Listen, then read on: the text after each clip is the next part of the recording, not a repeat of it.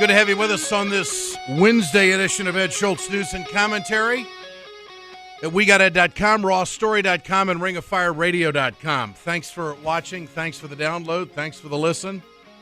All of those things as this continues to grow. We now have an equal audience here doing this than we had on the cable show, which I find utterly amazing, seeing we've only been doing it for a couple of months. Great to have you with us. Frequent our sponsors at Communication Workers of America, Alliance for American Manufacturing, BioGreen Clean, and the iSave team. As Congress goes back to work this week, obviously the Iran nuclear deal is going to be big in the halls of Congress and possibly a vote. And the wrangling continues. The PR campaign has been going on for over a month against this deal. And a man who is very connected to it, who knows it, who lives it, who worked in naval intelligence for some 30 years, retired Admiral Joe Sestak, former congressman who is now running for the United States Senate, and he joins us here on Ed Schultz News and Commentary. Joe, good to have you back with us. Good to be with you, Ed. Thanks. Colin Powell came out over the weekend and supported this. I want your reaction to this. It's a pretty good deal. Now, I know that there are objections to it, but here's why I think it's a good deal. One of the great concerns that the opposition has that we're leaving open a lane for the Iranians to go back to creating a nuclear weapon in 10 or 15 years. But we're forgetting the reality that they have been on a superhighway for the last 10 years to create a nuclear weapon or a nuclear weapons program with no speed limit. And in the last 10 years, they've gone from 136 centrifuges up to something like 19,000 centrifuges. This agreement will bring them down to 5,000 centrifuges. All of these will be under IAEA supervision, and I think this is a good outcome. What do you think, Joe? Well, he's right. 30 days from today, Ed, Iran can have enough bomb-grade material for a nuclear weapon in 1 month from today. As a minimum, this accord sets them back over a year, and for as much as 10 to 15 years, but at least a year. And those centrifuges that the general spoke about, look, they're going to be put into storage. And when they're put into storage, they decay. So actually, these centrifuges are probably not even going to be as rapidly available as if they weren't put into storage. So I'm for this accord, if for no other reason, that it actually stops this 30-day window that the Iranians have today from being able to have material for a nuclear weapon. That's good for our security and Israel. Well, everybody starts these interviews saying that, well, we could have got a better deal. I mean, you could say that about anything, whether you're buying a car, a home, or whatnot. I mean, the fact is that this puts them on a different pace, and that, of course, is what former Secretary of State Colin Powell was talking about. But moving forward, what do you think the United States has to do and the P5+1 has to do to make sure that this continues on? I mean, verification is huge, no doubt. There's not a question about it. Ronald Reagan said it well, but not well enough. He said trust but verify. I say verify before you trust. Look, Ed, I was in the Persian Gulf, command and carrier battle group. The Iranian Navy, their normal Iranian Navy, would go past us, and they were very professional. They'd let us know if they were coming close aboard, abroad, down our starboard side. Those Iranian Revolutionary Guards come out in cigarette boats. They'd come steaming towards us. I had 2 helicopters up, ready to take them down, either by the wind from their propeller helicopter blades or by machine guns on board, and they turn away at the last minute. No, I don't trust them. But look, now we can have 150 people that are assigned to go into these facilities. Now we can go into places we've never been able to go before, and we can leave advanced technology there if we're not there to monitor everything. Could they cheat? Yeah, they may. But so did the Soviet Union against Ronald Reagan and others, and so we bounded them back in the box. But at the end of the day, the military option is still on the table. And people who don't understand that 30 days from today, if they go and get this bomb-grade material, the strikes that we will have to do will be wide in breadth, deep in scope, and the aftermath will make Iraq look like a cakewalk.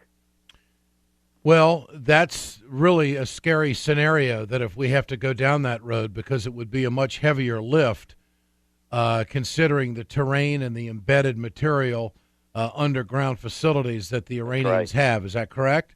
That is correct. One of the facilities, Fordo, is under 300 feet of rock. People think we have the super-duper magic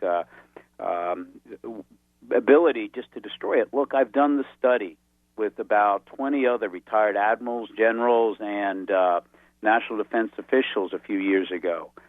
At most, we could stop their nuclear pursuit of a nuclear capability for 4 years. Militaries can stop a problem, Ed. We just can't fix it. So if we have a problem, potentially fix this problem with this accord, why are we just going to stop it for 4 years till we see if we can fix it all the way?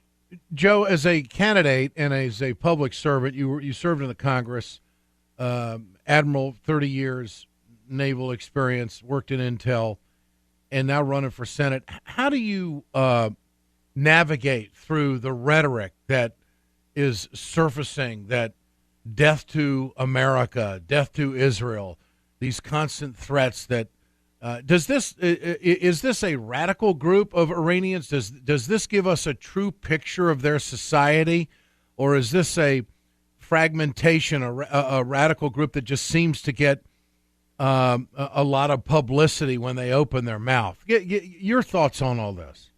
Well, I think 3 quick points. First off, those who are speaking out loud, as sometimes you kind of see in our own country, are pretty radical.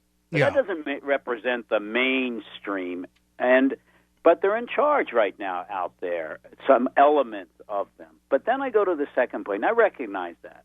I'll never forget Khrushchev of the Soviet Union coming to the United Nations and taking his shoe and pounding the podium in New York City and saying, "We will bury you." And yet, there's no more Soviet Union, because we had sane heads from Kennedy to Reagan that understood, hey, cut through the rhetoric. What's in the interest of America? And third, as a candidate, what I do is like what I'm going to Villanova University, holding a public town hall, just like I did on the healthcare debate. Man, I've written op-eds. I've gone on Fox and MSNBC to talk about this, just to bring sanity to the discussion. And you know why, Ed? We got a deficit in the United States Senate today, and I would argue maybe on both parties, quite frankly, of those that understand the nexus between foreign policy and military policy. I think we have to bring people back to the Senate that understand that military options on the table, but it needs to be on the back of the table to give diplomacy, like Reagan did, a chance to work. Your thoughts on Senator Tom Cotton, who seems to be trying to drive some kind of foreign policy measure here outside the lines of the administration and the Logan Act, for that matter. What's your reaction to that? My reaction is the Constitution makes the president, as the first and foremost office, the presidency, responsible for the security of America. And a harbinger of what you're seeing today was when those 47 Republican senators sent a letter to the Ayatollah and said, disregard our presidency, not just President Obama, but the presidency, our institution upon which our Constitution is placed the security of America first and foremost. Look, in the old days, partisanship stopped at the shoreline. Today, it's unfortunate it's gone abroad. Yeah. Joe Sestak, how's your race going in Pennsylvania? How do you feel about it? I feel very good. Look, Ed, it's kind of gotten to the days that you and I would talk a few years ago as I ran against Senator Specter. Again, we've got the establishment in Washington, D.C., went through a number of candidates that they felt I was a little too independent, like I am today, coming out there today on saying this is what America needs. There's no cautiousness about it for working families or for security of America. And so they sought out another opponent to get in against me, but that's okay. When I ran in that parade where Vice President Biden was, who I really like, out there in Pittsburgh yesterday, I was back there with labor, back there with the working family, shaking every hand, not at the front of the parade. It's all about people. It's not about the establishment. And I think that's why we did so well last time. Joe Sestak, always great to visit. Thanks, Joe. Appreciate it, and we'll do it again. Thanks, Ed. Have a great day. You bet. Great resource to Ed Schultz News and Commentary, former Admiral Joe Sestak running for the Senate in Pennsylvania.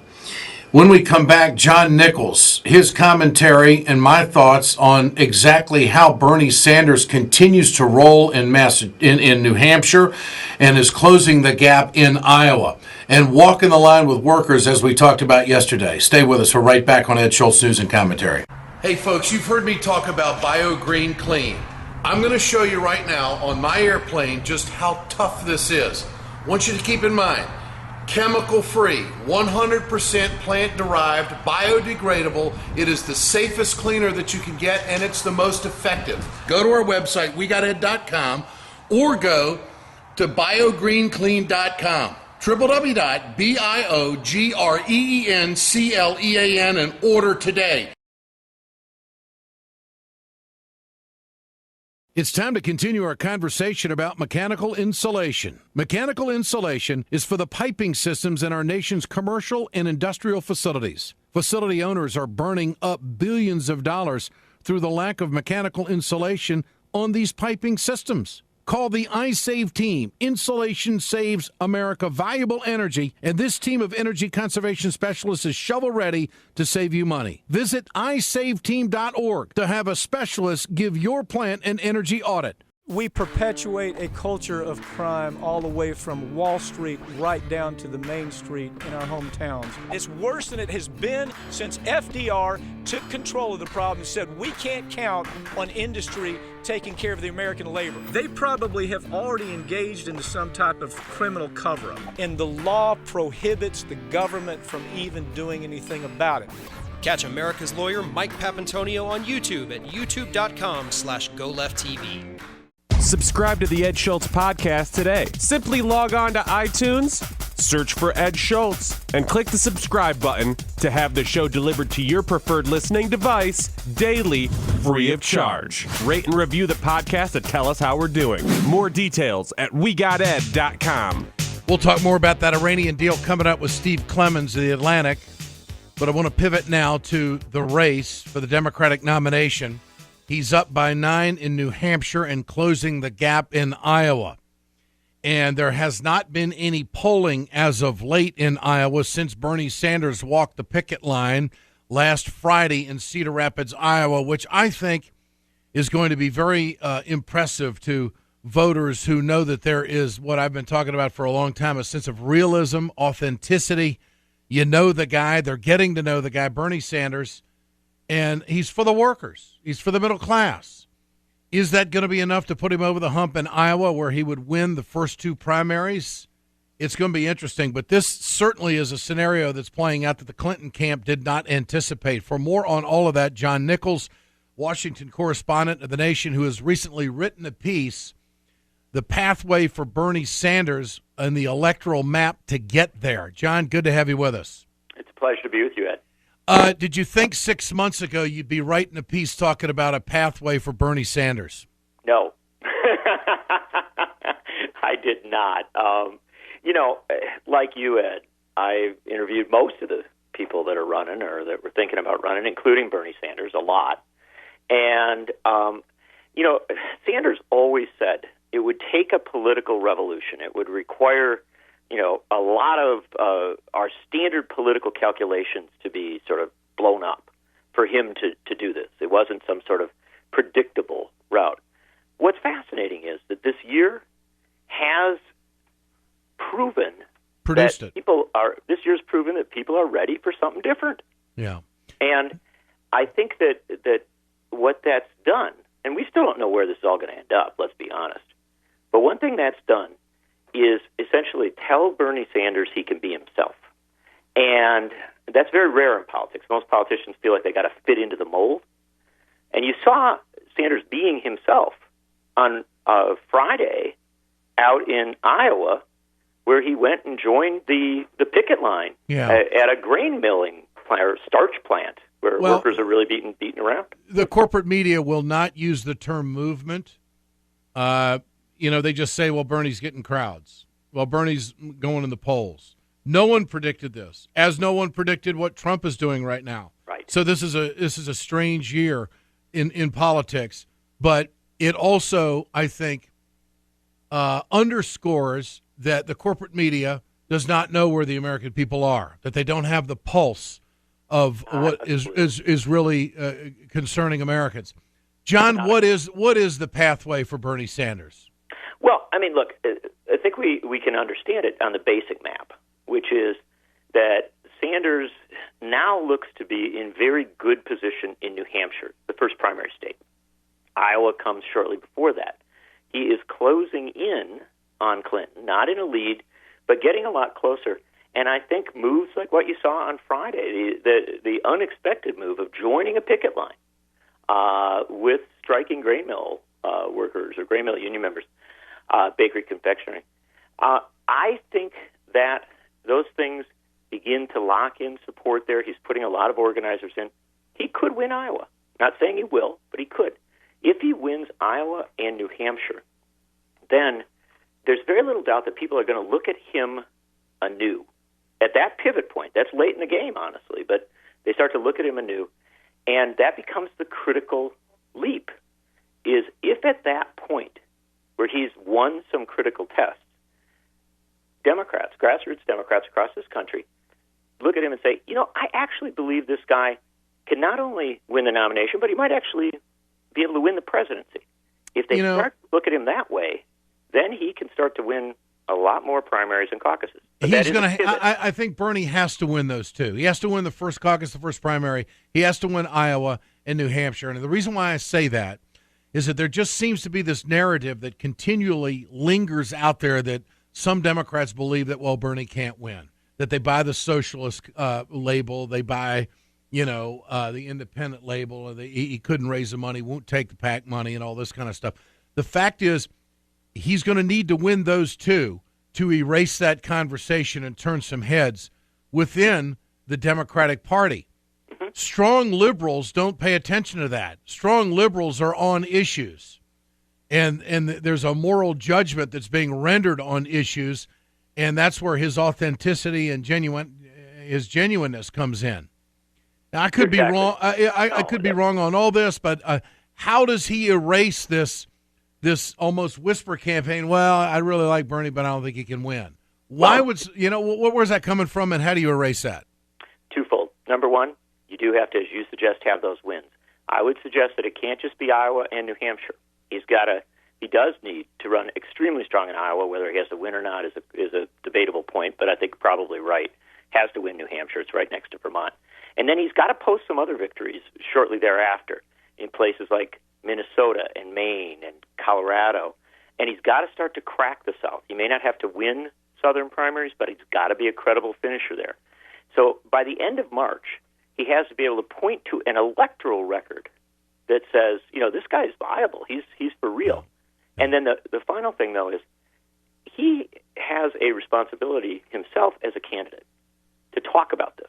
He's done a little of it. He went up to the DNC and talked about some of these factors, noting that he was beating Trump and Bush in some polls. But he's got to put the electoral concepts into the mix, not to be some sort of horse race. Look at this all the time. But he has to make a compelling case himself that he's viable, because if he doesn't do it, nobody's going to do it for him. Yeah.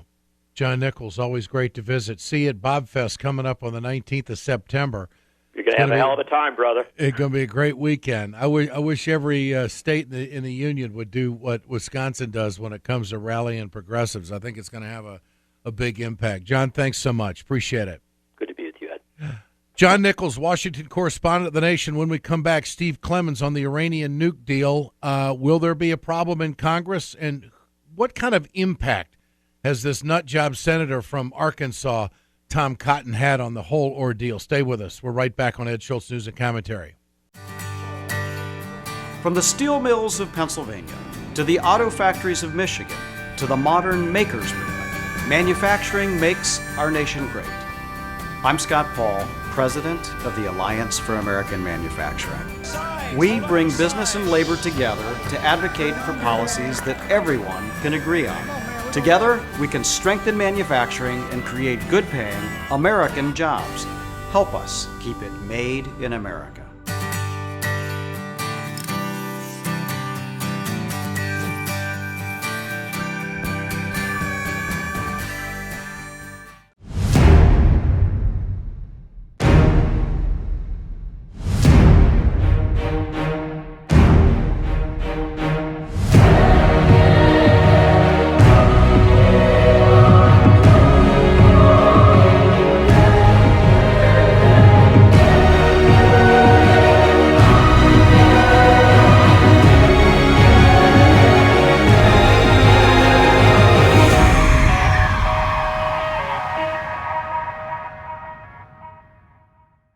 The Ed Schultz Internet broadcast is brought to you by the Ring of Fire radio show. Listen to the Ring of Fire weekends on radio stations across the country. Get more information and the news of the day at ringoffireradio.com.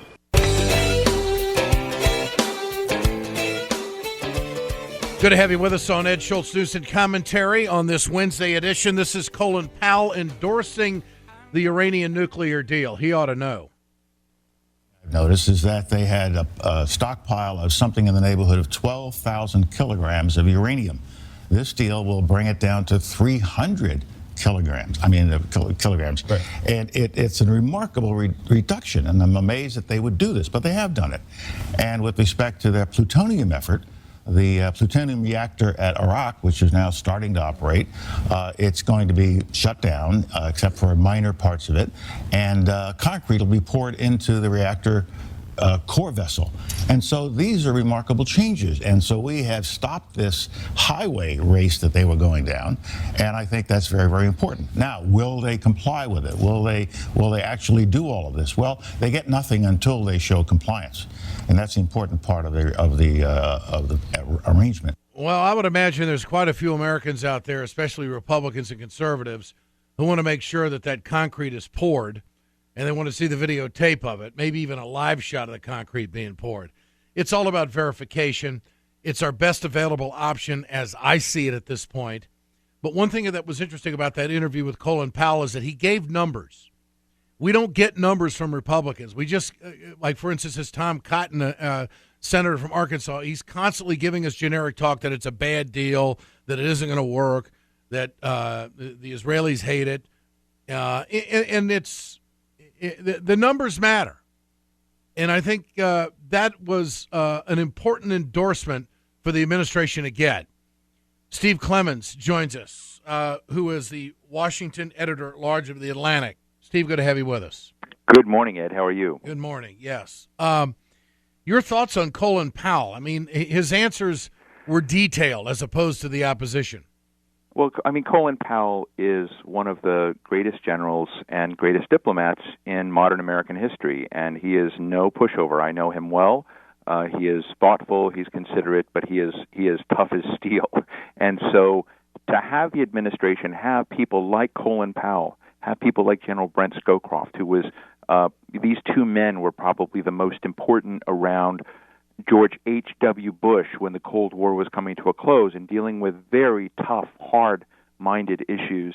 And so Powell's endorsement and the specificity that he's gone into, just like the president did. I mean, frankly, Powell was just simply replicating the specificity of what we saw Barack Obama do in that amazing press conference one time. So, you know, as people kick around the deal and you listen to Tom Cotton, Cotton's viewpoint is there's no deal that could ever work with Iran, so details don't matter. Iran is a bad country, bad in its soul, and so we shouldn't be dealing with a country like that. It's a very different kind of objection. Well, with Mikulski coming forward as the 34th Senate Democrat, what does this mean? Is this now on? It's a done deal. I mean, I think we're up to 38 senators now that have expressed public support, so we're well over that. What people are trying to shoot for, although I think it's likely not to happen, is they're trying to get 41 senators. Joe Manchin comes out tomorrow and will express his position one way or another. And as I've written recently and said on MSNBC, Manchin is wobbling. And he is stuck between this position of thinking that he knows, you know, intellectually that the deal is the right way to go, but his population, his citizens, have not gotten there, and they're overwhelmingly against it. And he's been disappointed in the White House's lack of investment in trying to help the public there in a place like West Virginia to do more. So we'll see what Joe does tomorrow. But a lot of people are hoping that there'll be a filibuster if they have 41 votes, that they could technically keep this thing from even being considered in the United States Senate, so there would never be a vote. But people like Joe Manchin have already said that no matter if they were to support the deal or oppose the deal, they would not stand by and let a filibuster go through. So, but there nonetheless is still an effort that way. What about the Logan Act that deals with the scope of foreign policy and the restriction on elected officials circumventing any president? What about that? Well, it depends on how you read the Logan Act. As I've read the Logan Act before, my reading of it is, you may remember Jim DeMint, when he was senator, was down in Latin America, actually advising a coup leader who had taken power from the previous president of a Latin American country to ignore the State Department. And that was one of the most egregious examples of violations of the Logan Act I had ever seen. And when I was commenting and writing about Senator DeMint's activities at that time and the senators he was bringing down to that country, lobbying against U.S. foreign policy and explicit White House and State Department policy at that time, I hadn't seen a more outrageous moment in the Logan Act's potential application than that. When you're a U.S. senator and you're speaking in the United States or from the floor of a Senate and you're arguing against foreign policy, I myself don't see a violation of Logan Act, but I know that that's controversial with some people. Well, what about this letter to the Iranians? The 47 senators. Yeah. I believe that was a violation, and perhaps more in the gray area than what we saw Senator DeMint do at one point. Yeah. But in that letter, when you look at the functions of government and how they operate with one another, perhaps this is too wonky for your listeners, and I apologize. No. I tell everybody, politics is not a warm and fuzzy business, and you know that, Ed. It's not the responsibility of the legislature to make life nice for the executive or the judiciary. And sometimes the legislature or the executive office do stupid things, crazy things, and it's up to the other branches of government to save the day. And in the case of that letter, that was a stupid thing that senators signed on to. John McCain regrets that he signed that letter that was led by Tom Cotton and that was crafted by Bill Kristol. It was crafted by neoconservatives and then fluttered all around without many people thinking. And that's the problem, is occasionally you'll have a branch of government that does that. Does it violate the Logan Act? I think you can make a case that it does, but it's a squishier case because the legislature is always crossing lines one way or another, just like the executive branch is, and it's responsible for other branches of government to knock them back in line. So they could be argued, but I think it would go nowhere, unfortunately. So we're going to see the House say no to this Iranian deal, and we're going to see the Senate say yes to it. No, we're going to see the Senate say no if there's a vote. There'll be no yes vote in the Senate. I mean, we're talking about just blocking it so that the number of senators, the 38 senators that are thus on board, maybe 40 or 41 when all is counted. That doesn't give the deal a victory in the Senate. It just gives the president enough votes to keep them from overriding his veto. He will veto both the Senate and the House resolutions that disapprove of the Iranian veto. So there'll be no victory in the Senate. This will be a victory through veto, not a victory by votes. Now, there are some conservatives who have tried to put Planned Parenthood on this, and McConnell has said no to all of that. So, yeah. So it's going to be it'll be clean on the Iran deal one way or another. But I got to tell you what makes me sad, whether people like this deal or not, and I've heard you on the verification provisions, and I think that's absolutely right. Frankly, I think Donald Trump, when he came out and said, I'm not going to rip up the deal, I'm going to lawyer the heck out of it, is exactly the right position. There's nothing wrong with that position at all.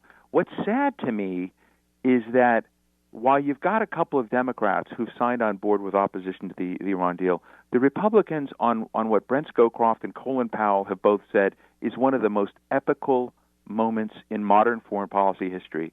They've chosen to turn off their brains and simply vote in a partisan line. Not one single Republican is crossing lines. It's outrageous. What do you make of Schumer's position, saying no, and Nadler in the House saying he's going to support it? I think Chuck Schumer, very early in this process, in my book, has miscalculated, particularly after you saw the principled and interesting stand Debbie Wasserman Schultz. You can't look at Chuck Schumer and Nadler is in the same way, but Nadler is also deep into the American Jewish community many of whose leaders have problems with the deal. It's interesting to note, and I want Chuck Schumer's people, whom I'm sure are listening, to know that the vast majority of the American Jewish community supports the Iran nuclear deal. That has to be said. They do not oppose the deal. So they're responding to those at the upper end, the financial end of the financial givers, and often some of those givers are giving to both parties. And Here's what Debbie they're doing Wasserman. is politicizing that gift. Debbie Wasserman Schultz is exactly the same position that Schumer is, but she came out in favor of the deal. Here's her soundbite. I'm the first Jewish woman to represent Florida in Congress. I'm a Jewish mother, and I wrote an op-ed today that's in the Miami Herald, one of my hometown papers, that talks about my Jewish heart and how important this was to me, that as a Jewish mother, that we have a concept of l'dor v'dor, from generation to generation. There's nothing more important to me as a Jew to ensure that Israel's existence is there throughout our generations. And I am confident that the process I've gone through to reach this decision is one that will ensure that Israel will be there forever. It is the homeland of my people. I'm an American citizen, and I believe fervently in protecting America's national security interests. And there is no way that we would be able to ensure that better than approving this deal and ensuring that Iran is not ever able to get access to nuclear weapons. Not only personal, but political examination of all of this, which I think is very powerful. Right. That is the statement I wish Chuck Schumer had given. You know, I watched Joe Biden speak to a group of Jewish leaders in Miami the other day with Debbie Wasserman Schultz at his side. And Debbie's face was, and her facial expressions were constantly contorted. She was in pain during that meeting. And she scribbled a note to Biden and passed it to him, and it was about self-inspections.